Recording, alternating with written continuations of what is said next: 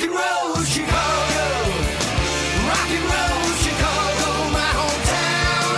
Well, I was born in the city, gonna rock your city, Chicago.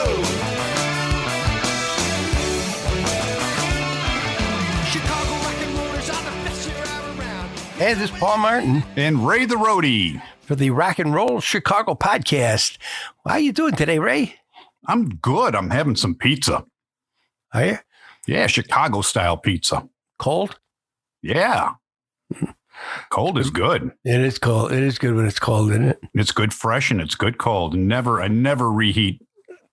So is it thin crust or is it deep dish? It's actually it's not really Chicago style. It's thin crust. Well, that is Chicago style. See, I have a gripe about that. Okay. Is it because that's what started out? That was Chicago pizza, was thin crust for years till they invented the thick crust, and everybody thinks that's Chicago pizza. Well, not really. No, I think it was numero uno downtown that came out with the first thick crust, and then Giordano's and Malnati and everybody else. Which is good once in a while, but just a regular old good pizza. It has to be cut in squares, though. Oh, definitely squares, no triangles. No folding your pizza or nothing. No. Got to be squares. Right. Got to be square. If it's not cut in squares, I'm not eating it. Right. It doesn't taste the same. No. And the best pizza in the world comes from Chicago. You cannot get a better pizza anywhere. That's right. And there's a lot of other great things that come out of Chicago. Believe me, I live an hour and a half south of Chicago, and I can't get any good pizza. Yeah, So, I know. I've got friends in Florida. I got friends in Texas, and they cannot get good pizza down there. What they think is good pizza until they try ours. so you say there's some other good stuff coming out of Chicago, like what? There's a lot of great stuff. A lot of great musicians. A lot of great music comes out of Chicago. That's kind of like why we're here. That is why we're here. Yeah. We've got another great Chicago musician, or Chicago. Now he's in L.A., but spending time out there and doing his thing out there, and that's Kenny Cetera. Kenny Cetera, brother of Peter Cetera from the band Chicago, and Kenny's got his own group called Kenny Cetera's Chicago Experience. See, all this Chicago tie-in, pizza, music, and the podcast, everything. It all goes together. It all goes together, like sausage, mushroom, and green pepper. Oh, yeah. That's my favorite, too. That's right. Onion, too. Yeah, onion. I don't have onion this time, but sometimes a little onion helps out, too. No anchovies. Oh, I love anchovies, though. Not on a pizza. Pretty good. I don't know. In a salad, maybe I can do that. But, well, let's get on to our interview with Kenny. And we had a little surprise guest join us this week. Yes, we did. We had one of Kenny's old bandmates from the band Freewheelin, Ed Kammerer, joined us to help along with the interview of Kenny Cetera, and we had a lot of fun with them. Yes, we did. And you can also find Eddie on the Dancing Noodles episode as well as the Freewheelin episode. So if you want to hear some more stuff about Eddie and his bands, check those episodes out. All right, let's do it. Let's find out what Kenny had to say. Let's go. Hey, everybody, welcome to the show. Today we're speaking with the one, the only Kenny Cetera. How are you, Kenny? Hey, how you doing, Paul? How you guys? Hey, Ken. Ray, I'm doing great. Thank you very much. We've also got guest interviewer today, Ed Kammerer from the Dancing Noodles and Chicago 6 Band. Hi, Eddie. Hey, Paulie. Hi, Ray. And our old band, Freewheelin. Yeah, there you go. That's right, Freewheelin. We're going to talk about that a little bit, Kenny, I think. Yeah, we'll get to that. Well, tell us, Kenny, how you. I mean, I know you come from somewhat of a musical family, right? Bit. So tell us a little bit about how it got started. Well, my uncle played concertina on the south side of Chicago, and that was how it all started. I was the youngest one in the family. By the time I was aware of anything, my oldest brother, Peter, was already playing rock and roll and playing clubs 6-7 nights a week. I hardly ever saw him, because I was little, so I didn't get to go out, but I know he kept really late hours. And then my other brother, Tim, he started playing bass. So they were both bass players. Of course, Peter Cetera, my oldest brother, and then Tim Tim, my brother, he was a bass player too. And before I could read and write, I mean, they were both playing musical instruments and working clubs in Chicago area. And I guess I just kind of followed along. We all grew up, in a Catholic parish, singing. My mom loved singing around the house, and I think that was a big influence on all of us. She played musicals. She had records of musicals that she loved to sing along with, and we all kind of sang around the house doing dishes. And I remember my mom and my sister and I doing 3-part harmonies and stuff like that while we were cleaning the dishes. So That's awesome. It was a love for singing. I wanted to play an instrument. I was a frustrated musician because both my older brothers were playing, and there was always a bass or a guitar, acoustic guitar around the house. And for the longest time, I tried to get comfortable on it, and it just didn't fit. I don't know. I could never find the groove like they did with playing bass or guitar. My sister Peg, who's 2 years older than me. I have 2 older sisters. I had 2 older brothers. And so Peg, my sister, older by 2 years, she took piano lessons. And so we had a piano in the house. I hammered out 96 Tears and a couple other things. And I was just kind of like, I was lost. I mean, I didn't really find my groove until high school, when I got a little endowment from my older brother, Peter, and I bought my first set of drums. I was going to say, I was already singing. You gravitated, I should say, toward the drums, though, didn't you? I gravitated toward the drums. I met a good friend of mine, Scott Bonshire, maybe sophomore or junior year in high school. And I started palling around with him because I was a frustrated, wannabe musician. And I loved singing, and I always wanted to get involved, So he was in a band, and I was like, wow, that's so cool. No one in my neighborhood that I knew of was a musician. So when I hooked up with Scott, who lived in Blue Island, maybe. Anyway, so I used to hang out with him and then go out and see his band. And I started gravitating toward the drums through Scott, and bought my first kit and started playing a little bit. But I was already singing. I had finally, hanging around with him, I got hooked up with a band and some other stuff. But it wasn't until later in high school. Did you have any formal training in the drums, or you just pick it up on your own? Yeah, as a matter of fact, well, after I met Scott, it turned out his older cousin was a drum instructor. And so I started taking some lessons with him, went through a little bit of syncopation stuff, but I didn't, a little bit of set stuff, but I didn't get heavily into it. So what was the name of that first group that you were in? Do you remember? Snake. With Dennis Wood, good friend of mine, Dennis Wood. Eddie probably knows him. Sure. So does Paul. Huh? So Paul knows Dennis real well too. Yeah. Dennis is a great guy. But anyway, it was Snake. That was the first band I got in. We had a few gigs. Let's get to the Freewheelin connection then. When did that happen? That's what I was going to ask you next, Kenny, because was it Snake that you were playing with when Tom Seymour and I came to see you?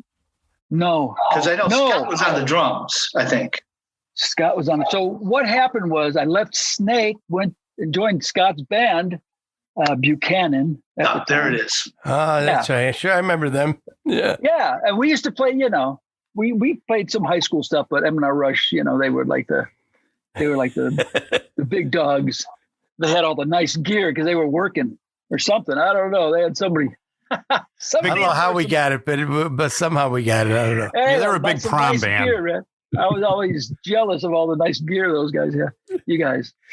So then I quit Snake. I joined Scott's band Buchanan. For a while we had 2 lead singers, and then the other lead singer left, and then I was the only lead singer. But then since I was practicing drums and playing drums, we incorporated 2 drums in the mix. So, we loved, Allman Brothers and Doobie Brothers were like big favorites of ours at the time. So we were doing some of that stuff. And then we lost our guitar player, our bass player moved to Arizona, and they were brothers. And the band basically just died. And then Scott got into this like club thing with just him on drums and this organist. It was a two-piece, and they were just doing lounges. I mean, like serious, like, you know, oh my God, tie a yellow ribbon round the old oak tree. And I was, so I'd go see them because they were playing not too far from the house, and I'd go sit them, and I'd sit in and sing feelings. Oh, I don't know. It was like really, really hokey club. See, I have a feeling that's when you guys came. That's the band that I saw. Yeah, because it was very loungy. That's when you and Tom came out and heard me sing. I guess I was sitting there with those guys. I was just this close to like joining full time with that, making a trio, but thank God. Yeah. Then Freewheelin scooped you up. Rescued me. What year was that, Kenny? Oh man, dude. I couldn't even tell you. Would it have been 74? No, because I left Freewheelin in 74. But you made the move down to Champaign. Okay, so. Oh, no. You're right. It might have been like 73, 74. Yeah. 74, I'm thinking. I just remember the bicentennial year being with the Freewheelin. I think on July 4th, we played some kind of bicentennial celebration. Yeah. In Centralia, Illinois. Centralia, boy. Because I just came across pictures from that. And I'm going, oh my God, look at those babies. Jeez. Oh my goodness. So you joined Freewheelin. Freewheelin had gone through a couple of member changes. And then and I was shocked. I was shocked when I met you guys because there's Chuck Neuberger I went to high school with. There's Kevin Fabish that I went to high school with. I'm like, holy crap. There's actual other musicians that my peers, guys that I knew. I had no idea they were musicians when I went to high school with them. Right. And so then you joined Freewheelin. We had nice gear, kind of. Yeah, you did. And we were a manager. And a manager and a sound man. And we rent a truck and stuff. Yes. And roadies once in a while. A nice truck. You guys had a nice truck, I remember. Oh, yeah, that truck. Yeah, I got a story about that truck. I bet you do. I was going to bring that up. I'd like you to tell that story at some point because that's a good one. Well, the problem is I don't remember much of it because I got knocked the shit out. Excuse me. Okay, then if I could, I'll relate this story, even though this is Kenny's interview. I think Brian was driving though. Yes, sure. It was just me and Brian in the truck. Yeah, they were driving. It was post gig someplace, and they were driving down Southwest Highway in Oak Lawn. And is that what it was? Yeah, and coming down Central, somebody ran a red light and T-boned the truck with all our equipment in it, spun it around, knocked it on the side, flipped it on its side, and I'm at home in bed, and I get a call from our sound. It was kind of late, wasn't it? Was it? Yeah, it was like 2 in the morning, 2 or 3 in the morning. What were At least that's when I got the call. Were we coming home, or was he giving me a ride home or something? Yeah. Something like that. Okay. Probably. But I got a call from our sound man, road manager, Tommy McDermott. Says, maybe from Harlow's, huh? I think it was Harlow's. I don't know. Maybe. I don't think it was Harlow's back then. It might have been Joshua Tree. Yeah. We're talking about a club on the south side. Anyhow, I get a call from McDermott. He says, you got to get in your car. Come and get me right now. No. And go right now to Christ Hospital. So Tommy McDermott was our sound guy. Right. Yeah, so I go to the hospital, and Kenny and Brian are there in the emergency room. Kenny has his wits about him some, but Brian was not silly, and he was like throwing up and spitting into a thing, and he kept looking at Tommy and saying, I haven't seen those pants in a long time. Because Tommy had some green pants on or something, and so I was the guy with the car, and I had to rescue these guys and get them all back home safely. But our truck with all our equipment, boom, right on the side, ruined a lot of stuff. I don't remember anything, man. I think I kind of came to a little bit when they were when the ambulance came and took us out of there. But That, it's just like, that explains spinning Brian lights now. and- I didn't know this story, but that explains what happened to Brian now. No, there's more. But There's more. so now, when you joined Freewheelin, did you join as a drummer or as a singer? No, Or both. no, just as a lead singer. Just lead singer. Just as a lead singer. I was always frustrated. I always wanted to play drums with them. So one time after I left the band, eventually I finally got invited to sit in and play drums because they had just lost their drummer. I don't know if it was CB or what. It was CB, right? That was so CB. They had just lost their drummer. I had left the band. It was about 76, 77 already, probably by this time, or 78. I don't know. I actually went to work with the manager in the office for a little while, booking the band for the high school shows we used to do, the history of rock and roll shows. Sure. The assemblies. Assemblies, yeah. And then I think maybe it was while I was working there that Tommy, that you guys needed somebody. I don't remember, but anyway, it was kind of cool because it turned out to be at Danny Serafin's club beginnings Right. in what Schaumburg. city was that? Schaumburg. Schaumburg. Yeah. So I got to play drums with my old band at Danny Serafin's club. That's cool. The one and only time. No, I thought there was a couple of gigs you might have played. Like, yeah. But Oh, okay. at one point, and this isn't about Freewheelin, it's about Kenny. So at one point, Freewheelin was kind of like Spinal Tap. We had, we kicked out a drummer, brought a guy in that was real good, but he was real mercurial in a way, and then he was told to leave, and Kenny came in and covered for a little bit, and then we got Mike Clare, and Mike Clare. he was a forever guy. But Mike was great. Kenny, I got to ask you another question. This is sounds funny coming out of my mouth, but do you remember the other time that you had amnesia? Yeah, from blowing up the damn beach ball for one of our assembly shows. You did pass out. I used to have to blow up this like 4-foot damn beach ball for those assembly programs from the To Beach bounce around Boys the audience? stuff. Huh? To bounce around the audience? Yeah. And I remember, man, getting really lightheaded. It's like 9:00 in the morning, and I'm blowing my brains out trying to blow the balls up. And I remember that. I don't know. Is there another time? Yeah, there is. We actually I played remember it. the back of Johnny Eichhorn's car once. She was just nodding out. No, this was I was driving when we were playing at Rockford Boylan High School. We're driving up there, and I'm hearing this weird sound in the back of the car. And as I get there, I get out of the car and I'm on my knees looking at one of the back tires. You get out of the back seat, stood up too fast, and immediately passed out, bonked your head, it bounced off the asphalt. And I looked at you and everybody's going, what the fuck just happened to Kenny? So we get you up, and He was blowing up beach balls in the back seat. That's what the problem was. Hey, now. No. This was just a regular gig. There was no beach balls Anything involved. in the back seat. No beach balls, I said this. I know. I said anyone or anything. So we start playing, and you want to sing, but we're telling you, just sit and chill. I think I do remember this. And you had your driver's license, and you were looking at it and going, Kenny Cetera, and then saying your birthday over and over again. Are you kidding me? Yeah, no, I'm not. So then we're nearing the end of the first set, and you get up, you go to the mic, and you actually sing like a verse of a song. Then you look at Chuck and said, what's the next line? And we're like, Kenny, sit back down, just chill.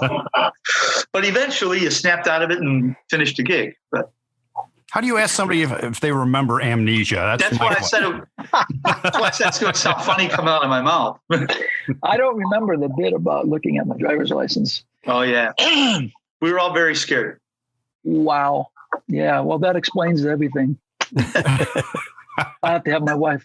Elisa's going to have to listen to this interview, so she understands me better now. All right, so you moved on from Freewheelin. Yeah. What happened after Freewheelin?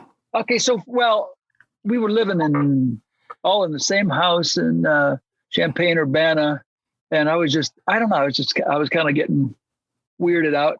I don't know what was going on. I was going through some mental changes or something. I needed a change of pace. So And the ended up Freewheelin moving. house, there was a whole lot of partying going on there. There was a lot of partying going on. Yeah. And I was I just feeling remember that. claustrophobic. I think I was just feeling very claustrophobic in the band. And I guess, I just wasn't feeling like the direction was for me.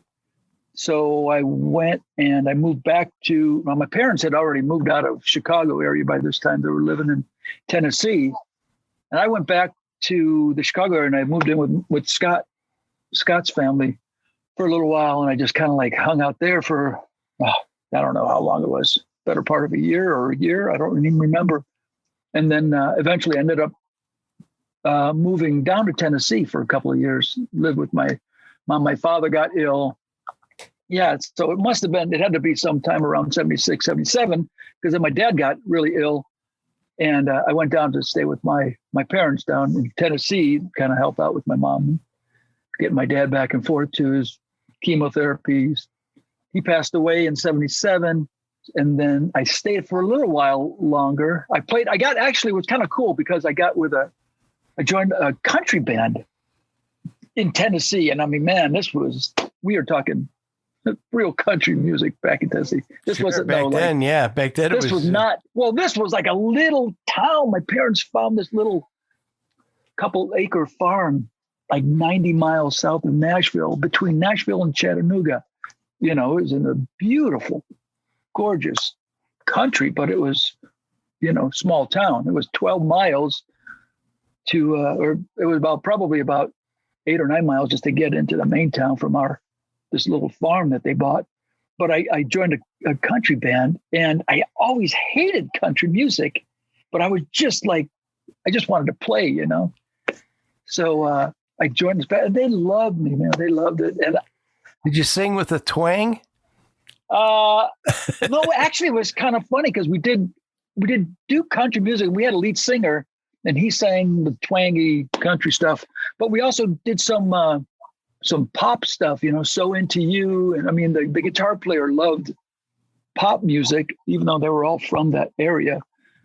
And so we did some pop and some rock stuff too, and I got to sing a few of those things. But it was really fun to learn to appreciate playing drums or playing country music, and learn to appreciate country music right in general. And something I probably wouldn't have done so much if I hadn't actually gotten involved in a band playing it. So that was good. I enjoyed the fact that I did get that appreciation for it. Did you guys just play locally? Yeah. We were just a local band. But once again, the place we played was a shit kicking bar, and there were fights like almost every weekend. Almost every weekend in this place. I remember my brother Tim coming and hanging out. He stayed with us for a little while. Yeah, the one night he came out and the big fight broke out then that night too. We didn't get involved, but we just both were laughing about it. After I stayed there for a little while, I decided my brother Tim got married, and he invited me to be his best man out in California. He was living in San Jose at the time. So that got my butt out of Tennessee out to Cali. And I never left. And then I got involved in a top 40 disco, club band up in the San Jose area, playing drums and singing. And we had a good run. They were good. They were a very popular local band. We did a lot of playing around. My first gig with them was in Palm Springs, which was kind of cool. So nice. My first gig in California, I'm out in Palm Springs for like 4 weeks. But yeah, that was at the time. That was in the late 70s, early 80s. So very early 80s, and that's when you could stay at a club for 2 weeks. Play house gigs and pick up $500-600 a week or something. And I stayed up there for a couple of years, and finally in like 82, I moved south to Pasadena with a girlfriend at the time, whose family owned the house in Pasadena. So it was really cheap. And I was like, okay, let's go. I'll go. That's perfect for a musician, right? Yes, exactly. Oh, yeah. I mean, that was all I was doing, was playing. I got a gig in a restaurant up in San Jose area, but that didn't last too long. And then I got the gig with the band. So I quit the restaurant gig. Sure, honey. You got a house. You got a house I can stay in. Sure, that's perfect. Does your parents own a liquor store? Yeah, even better. So we put together a four-piece band, and we were doing a lot of weddings. We got booked, started getting booked pretty quickly, and started getting a bunch of weddings. And then my brother Peter asks me if I want to sing some background vocals on the new album they're working on in '83. Kind of the rest is history. So, I mean, yeah, I went and did that. And then I got involved in some other project with Bill Champlin, Richard Marx, doing background vocals on Kenny Rogers, Julio Iglesias album. And then the big Chicago tour was like the album and the tour. You toured with them, right? Yeah, I did one tour. The last tour my brother was on. That was Chicago 17? That was Chicago 17. Still their number one grossing album of all times. Yeah. Wow. All because of you, Casey. That's right. Well, I'm not saying I had anything to do with it, but I'm not going to say I did. You were on it, and it's number one. But how was it working with David Foster? It's intimidating, but it's good to look back on. Intimidating and exhilarating at the same time. Yeah. It is. Yeah. I didn't, I don't know. I didn't know who he was. I didn't know how. Maybe I didn't respect him as much as I should have at the time. I don't know, but I would just kind of like just go in and do what I'm told, basically. Right. And it wasn't like it was a lot easier for me, of course, because I'm Peter's brother and he's bringing me in. It wasn't like I had to pass. I mean, I'm sure if it wasn't sounding good, they wouldn't have brought me back for more than one day. Right. So yeah, I did a few days and like 4 tracks on that album. Fun. But yeah, David and Peter are both perfectionists, but David really, really perfectionist, going over lines over and over. It's like singing them. Peter and I both in the studio together too. And there was an inspiration. It's just Peter and I on the whole song. And he sings 90% of it, and I sing 10. It's harmonies, Well, I've heard that David Foster would get you to sing something, and you may get it right the first time. He may like the first take, but he'd still make you do it 9 or 10 more times. That's what it felt like. Yeah. At one point, I remember, or a couple times, I remember Peter, like, we'll be in the studio together. He'd be looking at me like, what the fuck was wrong with that one? And then he'd have to say, David, I think we got it. I think it's good. We don't need to do another one. Did you do anything with your brother on any of his solo stuff then? I did 1 or 2 albums, some backup vocals. Yeah. I couldn't remember. I couldn't tell you which album off the top of my head, but maybe Solitude, Solitaire. And somewhere in there, you made it to Star Search, right? Oh, Paulie, good job. I was going to go there right then. You had to go there. Huh? Okay. I tell you, I watched that, and you nailed "Fool Around to Fell in Love." I tell you, that was a great song, and you did a great job on it. Yeah, I was nervous as all heck. That show was really nerve-wracking. I mean, that was '87, right? That was sometime shortly. That was '87. Yeah, after a couple of years after the Chicago tour. The Chicago tour started in '84, ended in early '85. Started like the end of summer, midsummer '84, like July of '84, I think. And then we ended about March, April '85. And then, yeah, Star Search was '87. Ed McMahon, Kenny Satara.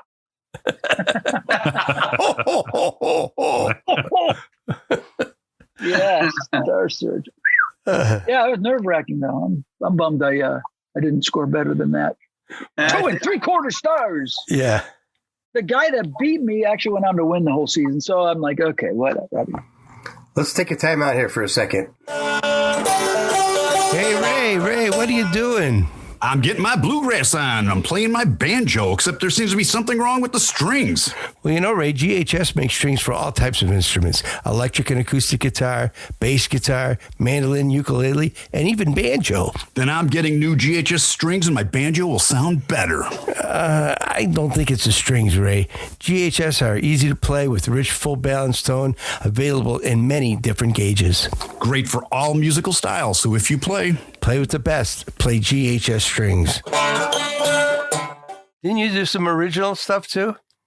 I've done a few demos, original demos for other people, but I don't really have any compilation of original stuff of my own. I found Falling into Love or something, and I know you didn't write it, but yeah, that was written by some other people, right? And I just they asked me to come in and put some lead vocals on it. Done some really, really nice tunes. Yeah, it was a good song. I think that tracks you into the 90s now. Now, what did you do? What were you doing 90s and into the early, 2000s? So after the Chicago tour, and I didn't get invited back on the tour because they parted ways with Peter and it wasn't very amicable. So I guess they just figured we won't be bringing his brother back either. I got involved with local music out here and played around, a bunch of big corporate kind of gigs locally with a band for a while. And then I just kind of got out of music altogether, and I wanted to have a family, and I got a straight gig through most of the 90s. I was working as a rep for a company selling lumber and flooring and plywood. And I moved around to a couple of different companies. And then, 2008 and 2009, the whole market crashed. And I kind of went, well, maybe this is an omen. Maybe this is a sign for me to get back into music. So it was about that time I had hooked up with a bass player who was really into Chicago, really plays the crap out of my brother's stuff. And I wanted to put a Chicago tribute together. And I thought, yeah, tribute bands. I was hearing about tribute bands, and that was right about the time that tribute bands were really getting hot and heavy. No, I was like 10 years before that, like 1999, maybe even earlier. I don't know. They were already, for the last 8-10 years, there was already a lot of tribute work going on. So anyway, then I put the Chicago tribute together with my buddy Joe, and we started getting that off the ground. And then I found another tribute, doing Steely Dan tribute, because I've always loved that music. I joined that one for about 15 minutes, and then I found an Eagles tribute that I was with for about 3 years. So I was with that Eagles tribute for a while, and then now it's just just the Chicago tribute, and then and then we have the pandemic and everything stops. So how have you survived the pandemic? Have you been playing at all? Have you gotten any gigs there? I don't know what it's like out there in California, but no, the last gig we did was end of February like 28th, I think. Wow. Last year, 2020. Yeah. Right. So we're looking forward to it. We have some shows booked in Indiana and Michigan coming up in July if they don't fall through. So that'll be the first. So far, those are the first ones that. So you do a lot of traveling with this band. We'll be doing. We do a lot of. We had an agent. We were exclusive with an agent that was just booking a lot of stuff on the West Coast, Arizona. So a little bit of traveling, Phoenix area, and up and down the coast a little bit. But now I'm still booking with him, not exclusively, and I have other agents who are booking stuff back east. So we've done some shows, North Carolina, South Carolina. We have some stuff in Florida that'll hopefully happen, and we have one in Illinois was supposed to happen in early May, but now that's going to get pushed back to 2022. So more travel to Texas, just not a lot of travel. This might not be a bad time to plug those gigs, Ken. Yeah, it might not be, but I don't have a date for the Illinois one yet. and Glen Ellen, Illinois. We were supposed to be there last year, and then they rescheduled it to like May 2nd, and now that's going to get pushed back to 2022.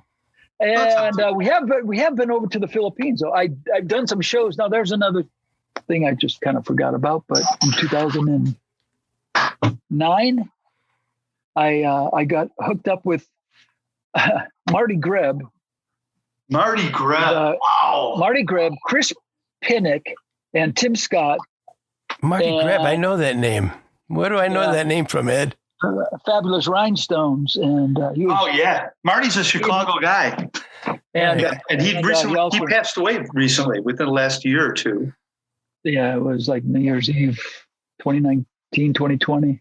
Yeah, he was also with Bonnie Raitt, saxophone player. So he and my brother worked together in Chicago area in a band called The Exceptions.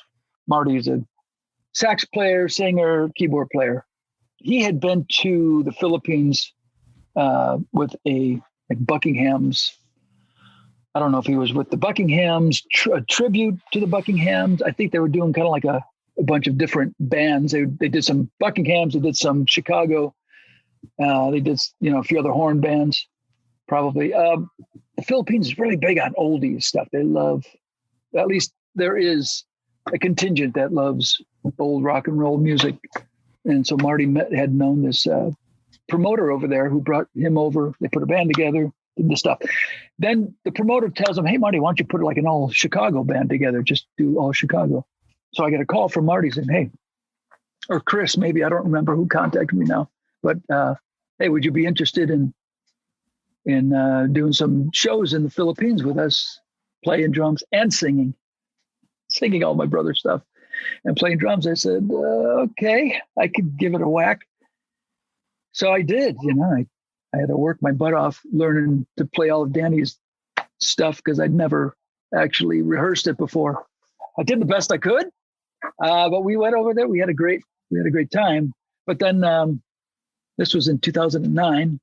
We get over there. We had like 5 shows lined up, and we're at one of the shows, and this package comes to all of us, brown envelope, and it's a cease and desist from Chicago Music Inc., telling us we were stepping on their toes for selling it. As what happened was some of the Filipino newspapers were billing it as former Chicago members, and they caught wind of it, and so we weren't official members of the band. Marty had toured with the band as a sideman or as a sub for Walter, I think, for a while, and I had done the one tour with them as a backup singer and keyboard and utility guy, basically.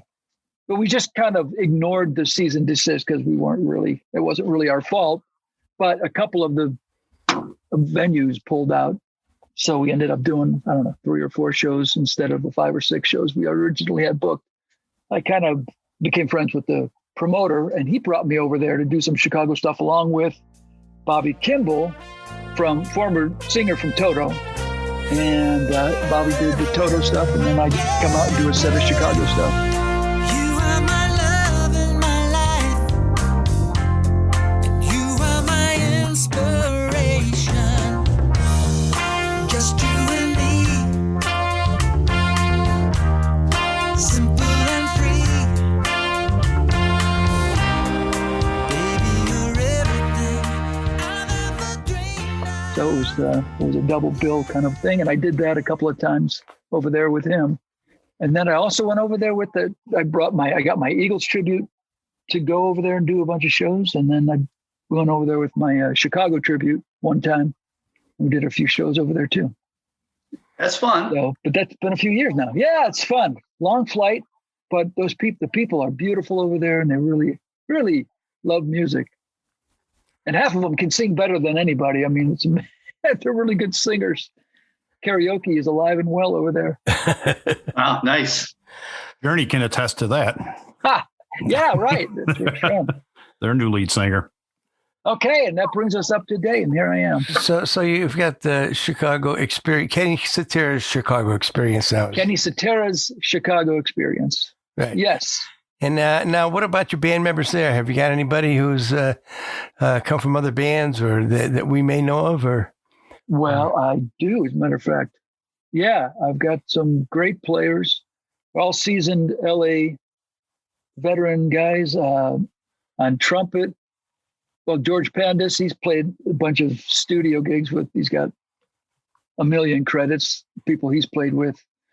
Dan Heffernan, my saxophone player, woodwind player, he played on Gene Simmons' Family Jewels show. Really? and a bunch of session dates, and my trombone player was with Ray Charles Band for 12 years. Wow. Literally with Ray Charles, not just like a tribute to Ray Charles, but he was in Ray Charles Band. Wow. Yeah. Very cool. And my drummer, Tony Pia, was with the Doobie Brothers. He played with, Keith Emerson, Edgar Winard Band. Yeah. So you got some talented folks there, right? Definitely. It's a rocking band. We have a lot of fun. How does somebody find you or learn more about the band via social media or website? Yeah. I have right now I had a website up for a while, but I don't have one now. It's basically through Facebook or Instagram or YouTube. You can look us up on YouTube and see some shows. One of the first gigs we did in North Las Vegas, we did a 2-night run out there at the Cannery East. I'm sorry, not the Cannery East, Cannery North, but the Cannery Casino. And my brother Peter showed up, unbeknownst to all of us, and sat in and sang a few songs. And there's a couple of videos of that up on YouTube. So that was a lot of fun. So you've got a great video. Baby, what a big surprise. So you've got Peter's blessing with this band, I assume, right? Yeah. At one point he said, "Oh, well, so what have you been doing, brother?" I said, "Oh, not much. You know." He's like, "So is this thing approved?" And I kind of looked around and said, "Well, I think it is now." Now that you're here. Yeah. He's a funny dude. That's awesome. Yeah, he just retired about 1.5 years, 2 years ago himself. So he was out doing solo gigs. He's been working solo ever since he left the group in '85.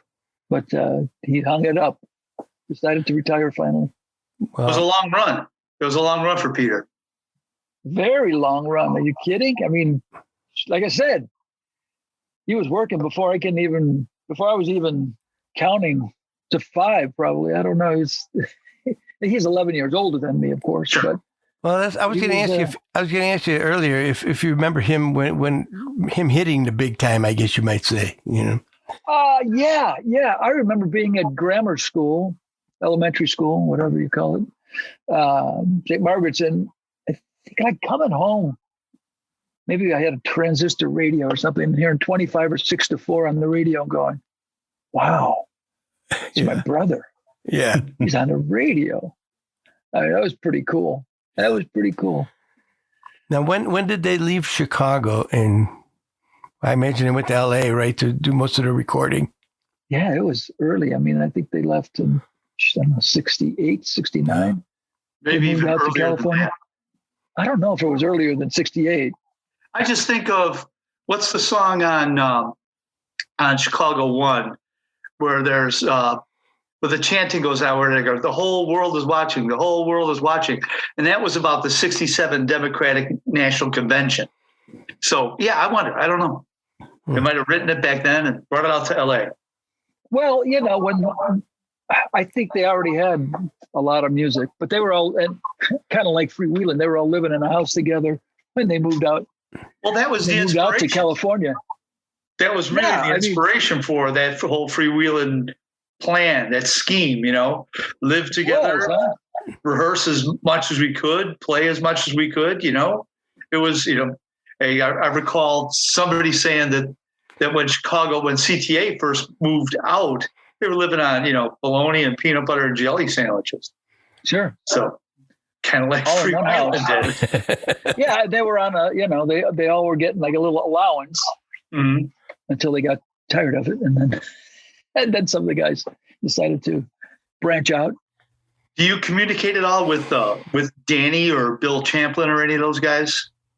Well, I have with Danny and Bill a little bit, yeah, but none of the other guys. Yeah, I mean, not regularly, but yeah. But Peter has a good relationship with both of those guys. Not so much with the rest of the band anymore. Yeah, that's just the way it goes. Yep. Yeah, That's just the way it is. That's the music business. What kind of freewheeling stories can you relate? You got anything? Danville. We played the place in Danville. I just remember. Kegger's Den. Upstairs. Ooh, upstairs. That was in Mattoon. That was in Mattoon. That was Ted's That was in Mattoon? Yeah. I thought that was in Danville. Okay, so two stories I remember. One, I think one of the first ones I remember was Champaign when we did Chanute Air Force Base. And we had never been there. I had never been there before. I don't know if you guys had played there before. I just remember we got, setting up, and it was just kind of weird because, I mean, here we are, kind of long hairs, right? And we're playing on Air Force Base with a lot of really short haired dudes, and it's like, and I don't know where the women came from, but couple of guys ready to kick your ass, right? If you don't do a good job. I don't know. But, we all set up. But I remember we hit the stage and it's like, lights and stuff. And the first thing I do, I walk up to the mic and I'm like, hello, Chanute. And it's like, yeah. Yeah. Oh my God. I was like, my hair was like, I tell you, I was like, okay, it's going to be a good night. Yeah. That was in Rantoul. The roar. Right. The roar from that crowd when I said that was just unbelievable. And then it was that other place, Mattoon or Danville. Charleston. It was upstairs. We had to carry Charleston. Damn, there you go. Ed's damn Hammond organ up 2 flights of stairs. This son of a. And Ted's Warehouse. Ted's Warehouse. Exactly. In Charleston. I remember. I just remember tearing down. And it's probably like an hour. I don't know, 45 minutes. Maybe it's only a half an hour. I don't know. We're tearing down. There's still people like, loitering around. And finally over the loudspeaker, we're closed. Get the fuck out. And that always sticks with me. I'll never forget that. Get the fuck out of here. Huh? That's a good one. There was Ted's Warehouse. Where was that? Charleston. Yeah, Charleston. Yeah. Charleston. Okay. At Eastern Illinois University, right? Yeah. Yeah. So those are the two funny stories I remember. I have this one great picture of us, Ed. I don't know. You probably have this too, but this was from the reunion. Back in, when was I there? He's got it framed and everything, huh? Was it 95 or something? But this is such a great picture of us and Tommy. And oh, wow. I love this photo. Do you have a copy of that? No. I bet you Glory does someplace. Yeah, somebody must. But I said, look at Tommy. Tommy looks great. Oh, man. It's Brian's brother. Ray. Yeah. That's a great photo, man. I've had that up on my wall here. Anyway, Kenny Cetera's Chicago Experience. We will be in, let me look up these dates here real quick. July 15, 16, and 17. We're going to be we start in Michigan. Then we go to Fort Wayne on the 16th, and then back to Michigan on the 17th. We're in Michigan. Okay, so we are going to be, first show is Flint, Michigan, the Capitol Theater in Flint, Michigan, July 15th. And then Fort Wayne, we're going to be playing at the Follinger Theater on the 16th of July. And on the 17th of July, we are booked at Dearborn Ford Performing Arts Center in Dearborn, Michigan. So we're going to be there, folks. If you're listening, come on out. Call ahead for your tickets. Let's sell it out. Let's have a party. All right, guys. Thanks so much, Kenny. Appreciate it. Thanks, Kenny. You're welcome, man. Thank you, guys. Good seeing you, talking to you, Kenny. You too. Thanks. So that was Kenny Cetera of Kenny Cetera's Chicago Experience out in LA. He's got some great players playing with him, and he's having fun playing some of his stuff that he grew up, well, that we all grew up on. But that he especially grew up right there in his own family on. That's right. He grew up right around by all of us down here on the south side, down there by the Jewels.